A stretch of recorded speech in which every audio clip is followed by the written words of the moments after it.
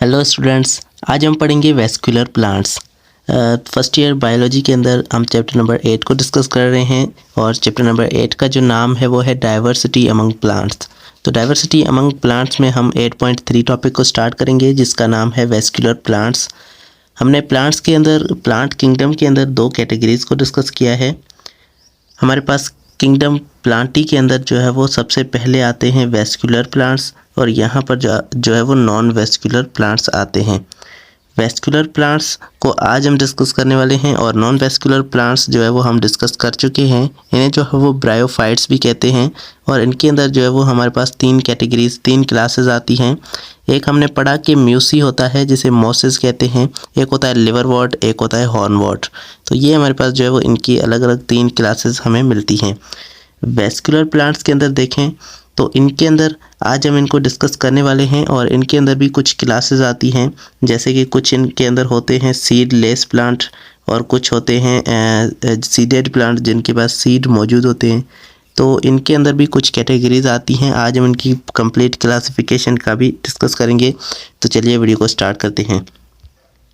The vascular plants characterized by the presence of vascular tissue।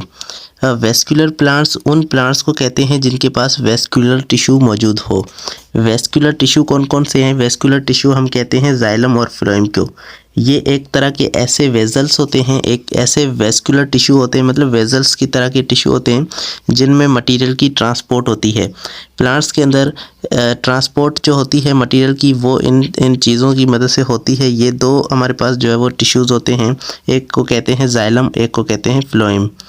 तो vascular tissue is made up of xylem and phloem. Vascular tissue has 2 important properties. इस vascular tissue की 2 important properties हैं। कौन कौन सी हैं? First, these tissues are concern with the translocation of water and nutrients throughout the plant body. तो पहली इनकी प्रॉपर्टी ये है कि ये प्लांट्स के अंदर जो है वो फूड की ट्रांसफ़र करते हैं। फूड, वाटर और न्यूट्रिएंट्स, जो भी न्यूट्रिएंट्स हैं, जो भी वाटर है, वो प्लांट्स के अंदर जो है वो लीव से या फिर कहीं से भी प्लांट्स के अंदर अगर वाटर आ रहा है तो ये वहाँ से उठाकर जो है वो पूरी प्लांट की बॉडी में ये पहुँचाते हैं। Xylem carries mainly water and mineral salt. Xylem जो है ये वाटर और मिनरल जो साल्ट्स होते हैं ये जो है वो सर्व करता है, ये पूरी बॉडी के अंदर पहुंचाता है। जबकि जो फ्लोएम होता है वो कैरीज मेनली ऑर्गेनिक सॉल्यूट। जो उनका प्लांट्स का फूड होता है, जो ऑर्गेनिक सॉल्यूट होते हैं, जो कार्बोहाइड्रेट, ग्लूकोज वगैरह होते हैं, जैसे कि शुगर है, ये जो है वो ये कैरी करना फ्लोएम का काम है। जाइलम का काम है वाटर और मिनरल साल्ट को कैरी करना और फ्लोएम का काम है शुगर्स या फिर दूसरे ऑर्गेनिक सॉल्यूट्स को जो है वो ट्रांसफ़र करना। तो ये हमारे पास पहली प्रॉपर्टी हो गई वेस्कुलर टिश्यू की कि वो जो है वो मटेरियल की ट्रांसपोर्ट करते हैं। Secondly, plant bodies can be supported because xylem contain lignified cell are of great strength and rigidity। दूसरा ये है कि इसके अंदर जो है वो एक टिश्यू है जाइलम, और जाइलम एक ऐसा टिश्यू है जिसके अंदर जो है वो लिग्निन भी मौजूद होता है। अब लिग्निन क्या है? लिग्निन एक ऐसा इम्पॉर्टेंट मटेरियल है जो बहुत ही सख्त और बहुत ही हार्ड होता है। तो ये जो है वो प्लांट को स्ट्रेंथ भी प्रोवाइड करता है। प्लांट इसकी वजह से बहुत ही भी सख्त हो जाते हैं। तो इसका काम जो है वो जाइलम का काम है कि प्लांट्स को ये जो है वो सख्ती देता है, मजबूत बनाता है, स्ट्रॉन्ग बनाता है। तो दूसरा काम ये है जो है वो वेस्कुलर टिश्यू का दूसरा काम ये है। अनदर लिग्निफाइड टिश्यू, एक और भी लिग्निफाइड टिश्यू जो है वो वेस्कुलर प्लांट्स के अंदर मौजूद होता है जिसे जो है वो स्क्लेरेनकाइमा कहते हैं। And supplement the mechanical role of xylem. अब ये भी जो है वो जाइलम की तरह हम प्लांट को जो है वो रिजिडिटी और स्ट्रेंथ प्रोवाइड करता है। The dominant generation of the living vascular plants is sporophyte existing as free living plant। अब यहाँ पर ये लिखा हुआ है कि इसके अंदर जो वेस्कुलर प्लांट्स हैं इनके अंदर इनका स्पोरोफाइट जो है वो ये डोमिनेंट जनरेशन होती है। अब ये तो हमें पता है कि हर प्लांट के अंदर जो है वो 2 जनरेशन होती है, एक होता है स्पोरोफाइट और एक होता है गैमेटोफाइट।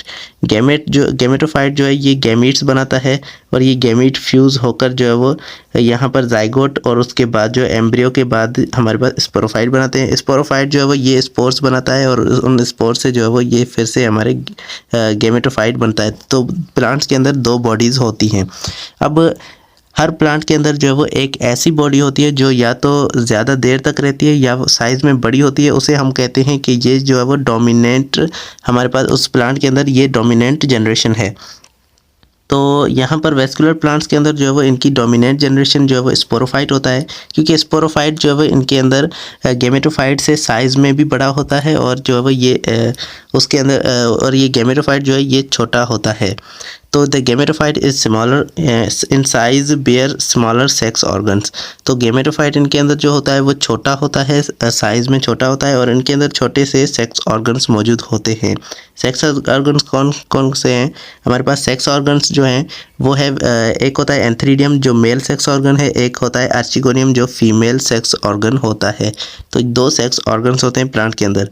इट में भी मोनोशियस, ये जो है इसके अंदर जो इनका गेमेटोफाइट है ये मोनोशियस भी हो सकता है, मतलब बायसेक्सुअल, मतलब दो अलग अलग सेक्स मतलब एक ही ऑर्गेनिज्म में दो सेक्सेस मौजूद होंगे। दो कौन कौन से? एक होगा एंथ्रीडियम, एक होगा आर्चिगोनियम। तो जिनके अंदर एंथ्रीडियम और आर्चिगोनियम साथ में हैं, एक ही प्लांट के अंदर मौजूद हैं, तो उसे जो है वो मोनोशियस कहते हैं या उसे बायसेक्सुअल कहते हैं। तो ये जो है वो मोनोशियस बायसेक्सुअल भी हो सकते हैं या ये डायोशियस यूनिसेक्सुअल हो सकते हैं। मतलब अलग अलग दो प्लांट्स हैं, ये हमारे पास दो प्लांट्स हैं, इनके अंदर एक के अंदर मेल जो है वो रिप्रोडक्टिव पार्ट है, एक के अंदर जो है वो फीमेल रिप्रोडक्टिव पार्ट है। तो ये अलग अलग सेपरेट हैं। तो ऐसी कंडीशन को हम जो है वो यूनिसेक्सुअल या उसे डायोशियस कहते हैं। तो डायोशियस भी हो सकते हैं। ये हमारे वेस्कुलर जो प्लांट्स हैं ये मोनोशियस या डायोशियस दोनों तरह के प्लांट्स हो सकते हैं। Short lived and degenerate once sporophyte is established. और ये इसका जो गेमेटोफाइट होता है ये शॉर्ट लिव्ड होता है, मतलब थोड़ी देर के लिए होता है और ज़्यादा देर तक जो है ये हमारे पास स्पोरोफाइट इनका होता है, क्योंकि स्पोरोफाइट जो है वो ये डोमिनेंट होता है। और ये जो स्पोरोफाइट जब भी ये जो स्पोरोफाइट जब ग्रो होता है, स्पोरोफाइट जब बड़ा हो जाता है तो ये हमारे पास गेमेटोफाइट जो है तब तक ये ख़त्म हो जाता है, डीजेनरेट हो जाता है। तो ये हमारे पास जो है वो वेस्कुलर प्लांट्स की पूरी जो है वो इंट्रोडक्शन था। एक और बात यहाँ पर आपको बता दूं कि वेस्कुलर जो प्लांट्स हैं इन्हें हम जो है वो ट्रेकियोफाइट्स भी कहते हैं। यहाँ पर इस बुक में नहीं लिखा हुआ, लेकिन इन्हें जो है वो ट्रेकियोफाइट्स भी कहा जाता है।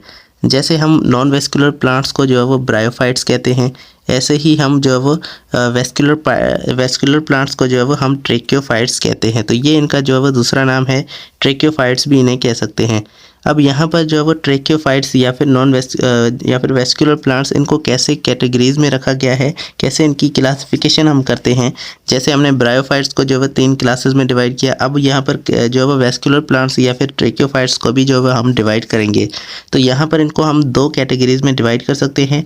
एक है सीडलेस प्लांट्स और एक है सीडेड प्लांट्स। सीडलेस प्लांट्स जो है इनको जो है वो हम टेरिडोफाइट कहते हैं। टेरिडोफाइट वो सीडलेस प्लांट होते हैं जो सीड को बनाते हैं, सीड नहीं होता उनके अंदर। जो प्लांट सीड नहीं बनाते, बीज नहीं बनाते, उन्हें जो है वो हम टेरिडोफाइट कहते हैं या उन्हें सीडलेस प्लांट कहते हैं। इनके अंदर जो है वो फर्न एलीज आ जाता है और फर्न्स आ जाते हैं। फर्न एलीज मतलब ये एक फर्न जो है वो एक तरह का प्लांट होता है, फर्न उसे कहते हैं। और फर्न एलीज जो है वो उनके साथी होते हैं, उनकी तरह ही दिखने वाले प्लांट्स होते हैं। तो फर्न एलीज के अंदर जो है वो हमारे पास साइलोप्सिडा, लाइकोप्सिडा और स्फेनोप्सिडा आ जाते हैं। ये 3 जो है वो ये फर्न एलीज कहलाते हैं। बाकी जो फर्न है ये एक अलग अलग तरह का प्लांट है जिसे जो वो हम फिलिसिनोप्सिडा कहते हैं। तो फिलिसिनोप्सिडा इनको जो है वो हम अलग कैटेगरी में रखते हैं, ये फर्न कहलाता है। बाकी के 3 जो है वो साइलोप्सिडा, लाइकोप्सिडा और स्फेनोप्सिडा, ये जो है वो फर्न एलीज कहलाते हैं, मतलब ये फर्न के एक तरह के साथी कहलाते हैं। तो ये सारे आ जाते हैं सीडलेस प्लांट के अंदर। उसके बाद सीडलेस प्लांट को जो है वो हम टेरिडोफाइट कहते हैं, ये आपको बता चुका हूँ। बाकी जो है वो हमारे पास दूसरी कैटेगरी आती है सीडेड प्लांट्स। सीडेड प्लांट्स को जो है वो हम स्पर्मेटोफाइट कहते हैं। स्पर्मेटोफाइट जो है वो ये सीडेड प्लांट्स को कहते हैं। इनके अंदर जो है वो सीड बनते हैं और सीड बन के जो है वो यहाँ पर सीड भी हमें हासिल होते हैं।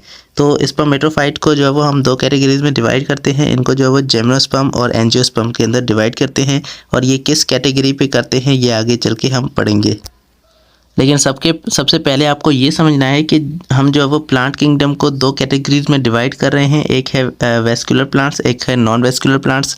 नॉन वेस्कुलर प्लांट्स हम पहले ही पढ़ चुके हैं। वेस्कुलर प्लांट्स के अंदर जो है वो हमारे पास 2 कैटेगरीज आती हैं। एक है सीडलेस प्लांट, एक है सीडेड प्लांट। सीडलेस प्लांट जो है वो ये टेरिडोफाइट कहलाते हैं और सीडेड प्लांट जो है ये स्पर्मेटोफाइट कहलाते हैं। सीडेड प्लांट्स के अंदर, सीडलेस प्लांट के अंदर जो है वो फर्न, एलिस और फर्न आ जाते हैं, जबकि हमारे पास सीडेड प्लांट्स के अंदर जिम्नोस्पर्म और एंजियोस्पर्म 2 आ जाते हैं।